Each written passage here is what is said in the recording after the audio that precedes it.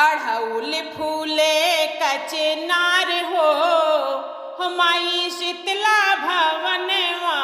अढ़उल फूले कचनार हो माई शीतला भवनवा। शीतला भवनवा हो माई के अंगनवा।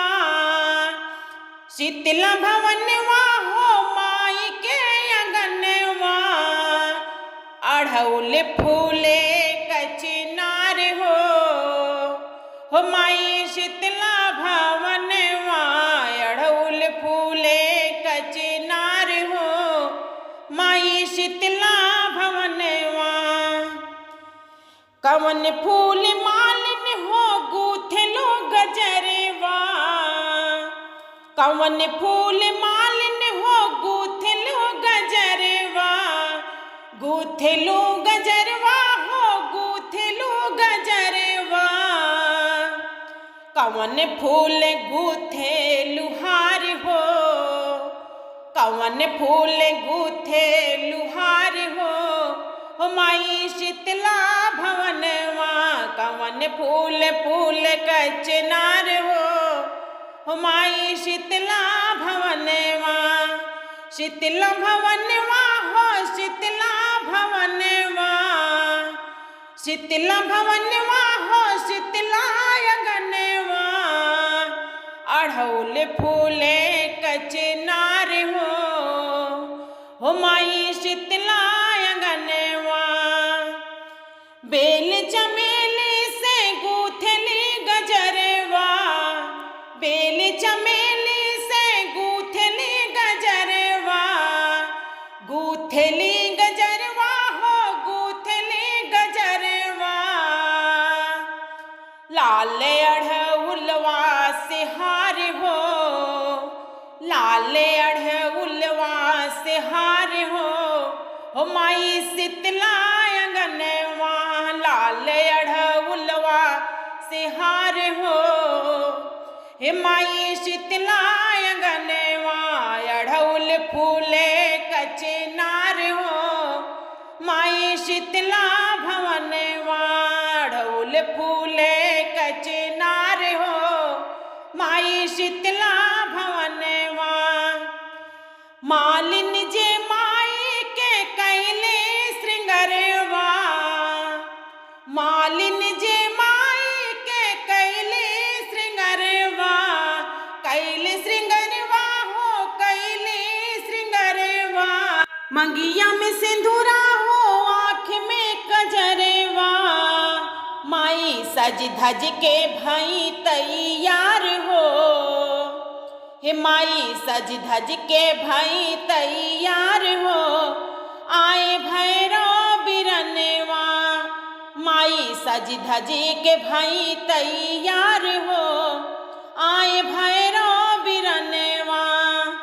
अढ़उल फूले कचनार हो माई शीतला भवनवा। शीतला भवनवा हो माई के अंगनवा। अढ़उल फूले कचनार हो माई शीतला भवनवा। मैया से पूछै हो भैरव बिरनवा। मैया से पूछै हो भैरव बिरनवा। शीतला कहवा के बाटियो तैयार हो कई के सोलहा सिंगरवा। शीतला कहवा के बाटियो तैयार हो कई के सोलहा सिंगरवा। अरे अढ़उल फूले कचनार हो माई शीतला भवनवा। जाई के बाटै भैया सेवका के घरवा। जाई के बाट भैया सेवका के घरवा। सेवका के घरवा हो सेवका के घरवा। सेवका जो हाथ हुई है जे बाट हो सुना भैरव बिरनवा। सेवका जो हाथ हुई है जे बाट हो हे सुना भैरव बिरनवा। अढ़उल फूले कचनार हो हे माई शीतला भवनवा, शीतला भवनवा हो माई के अंगनवा। अड़उल फूले कचनार हो, हे माई शीतला भवनवा। जाते तो बाटो शीतला सेविका के घरवा, जाते तो बाटो शीतला सेविका के घरवा।